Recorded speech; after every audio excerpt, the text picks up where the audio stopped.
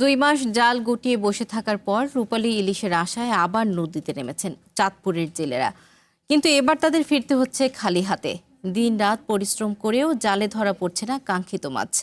ধার দেনা আর কিস্তির চিন্তায় কপালে ভাঁজ পড়েছে প্রায় 50,000 জেলের। চাঁদপুরকে বলা হয় ইলিশের বাড়ি। সরকারি নিষেধাজ্ঞায় মার্চ এপ্রিলে মাছ ধরা বন্ধ ছিল ইলিশের এই অভয়াশ্রমে। গত 4 দিন আগেই শেষ হয়েছে এই নিষেধাজ্ঞা। আবারও চাঁদপুরের পদ্মা মেঘনায় নামছেন জেলেরা। যদিও এবার মিলছে না কাঙ্ক্ষিত ইলিশ, অন্যান্য দেশীয় মাছেরও দেখা নেই। সাধারণত ভরা মৌসুমে দৈনিক 1500 থেকে 1600 মন মাছ ধরা পড়ে, যা এখন নেমে এসেছে 100 থেকে 150 মনে। এদিকে পর্যাপ্ত সরবরাহ না থাকায় বড় ধরনের আর্থিক ক্ষতির মুখে পড়েছেন আড়তদার ও ব্যবসায়ীরা। নদীতে কোনো ইলিশ মাছ নেই, শুধু পাঙ্গাস ট্যাংরা আছে গুড়া গুড়া। এগুলি আমরা 2 দিন জাল বেয়া 2000 টাকা মাছ বিক্রি করছি। আমাদের খরচ হয়েছে প্রায় 2500-2600 টাকা। না, নদীতে ইলিশ নাই। আপনার 3-4 দিন হয়ে গেছে ইলিশ, এই পরিমাণে ইলিশ আসতেছে না যে পরিমাণে দরকার মাছঘাট, চাঁদপুর মাছঘাট হিসাবে। তো চাঁদপুরে যেই পরিমাণ মাছ, এখন মাছের আমদানিই নেই।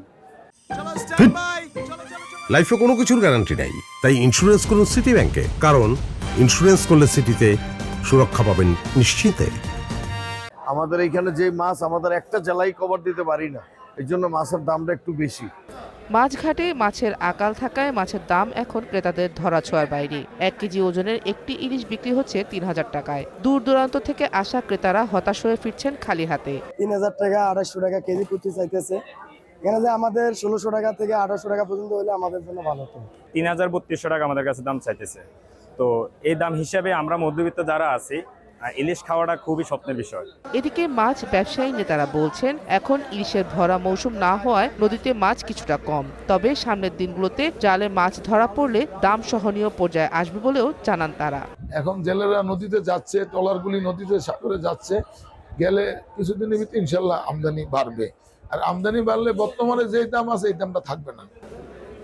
নিষেধাজ্ঞা শেষে রূপালী ইলিশের ঝিলিক দেখার যে অপেক্ষা ছিল তা দীর্ঘতর হচ্ছে। তবে আবারও জেলেদের জালে ধরা পড়বে সুস্বাদু জাতীয় মাছ, প্রাণচাঞ্চল্য ফিরবে চাঁদপুর ঘাটে, এমনই প্রত্যাশা সবার। One national desk.